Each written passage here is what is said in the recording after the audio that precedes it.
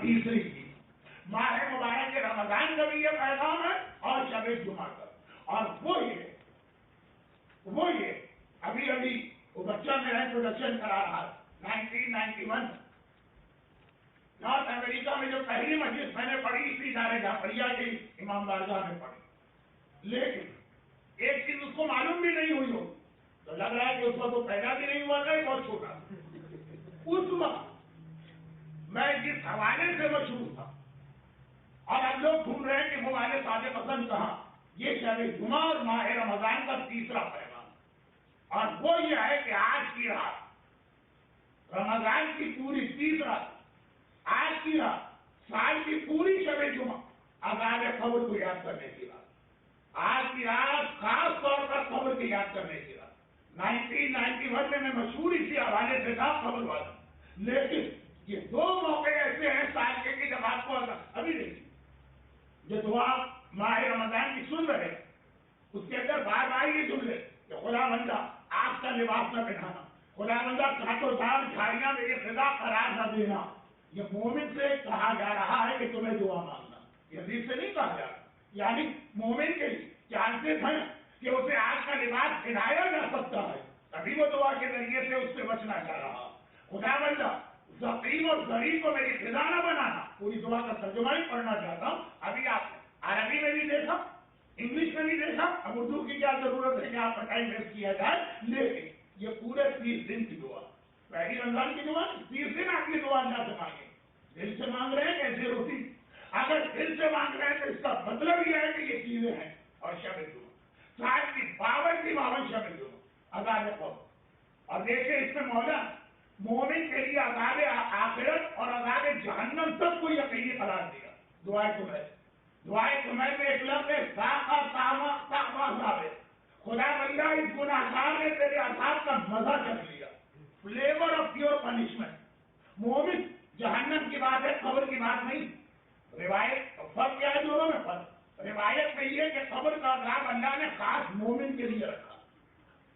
بعض کافروں کو بھی ملے گا لیکن بہت کم کو، اور جہنم کا عذاب خاص کافروں کے لیے رکھا، مومنوں کو بھی ملے گا لیکن بہت کم۔ اور یہ دعائیں تو ہے کہ اے خدا اگر تو نے کافروں سے عذاب جہنم کا وعدہ نہ کیا ہوگا پوری جہنم خالی ہو جائے، یہ بھی آپ نے سنا، کافروں کے لیے تو ہے عذاب جہنم، لیکن مومن دو جملے آ گئے دعائیں تو ہے اے خدا اس گناہگار بندے نے تیرے عذاب کا مزہ چکھ لیا، اب تو اس کو چھوڑ۔ اور کیا لفظ کا دوسرا کہ وہ امپریسمنٹ بٹوین لیئر آف ہیل، جہنم کے مختلف عذاب کے درمیان یہ مومن بندہ پھنس گیا، کچھ دیر رہا، اب تو اس کو معاف کر دے۔ یہ دو چیزیں مومن کے لیے، پوری جہنم نہیں ملے گی، عذاب جہنم کا مزہ ملے گا، وہ فلیور اتنا خطرناک ہوگا کہ باقی تو ضرورت ہی نہیں عذاب کی مومن، اور جہنم کے عذاب میں پھنسے گا ضرور، کتنا پھنسے گا یہ دعائیں تمہیں میں آئے، تو یہ دعائیں تمہیں آپ سن رہے آپ پڑھ رہے تھے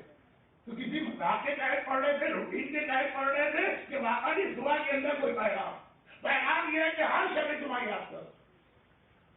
بندہ مومن کے لیے بھی عذاب جہنم پاسبل ہے، عذاب قبر تو ہی بڑا، وہ تو رکھا ہی گیا ہے مومن کے لیے۔ مولانا جو بیچارے چند مومن دن بھر کے تھکے ہوئے کل ورکنگ ڈے دوبارہ تھکیں گے، آ کر کسی طرح آپ کی مجلس میں بیٹھ کر آپ کا نام سن کر اور آپ ان کے ساتھ کی آپ سے سلوک کر رہے ہیں، کیا کروں؟ آج شب جمعہ نہ ہوتی تو میں خود اس جملے کا خیال کرتا، یہ میں اپنے آپ سے کہہ رہا ہوں، بس آخری جملے۔ تو آج یہ تیسرا پیغام، ہر شب جمعہ عذاب قبر کو یاد کرنا، اور ہر رمضان پوری 30 سے 30 راتیں اس عذاب کو یاد کرنا ہے جس سے بچنے کی دعا مانگی گئی۔ اور دیکھیں توجہ دیجیے، باقی سال میں ہم مختصر دعا مانگتے ہیں خدا میں عذاب سے بچا، رمضان میں تفصیل بتائی جا رہی ہے، یہ کپڑے ہوں گے جہنم کے، یہ غذا ہوگی، یہ پانی ہوگا، ایک ایک عذاب کو الگ الگ کر کے بتایا گا تاکہ واقعی عذاب کا تصور ذہن کے اندر آئے۔ اس سے بچنا ہے ماہ مبارک میں، اور ماہ مبارک کا مقصد ہی اس عذاب سے اپنے آپ کو بچانا۔ یہ اللہ عذاب دینا نہیں چاہتا، تو اس لیے کہ چیزیں آپ کے دماغ میں آئے، پھر آپ کی توبہ میں طاقت پیدا ہو اور پھر آپ معاف ہو جائیں، اسی لیے میرا آخری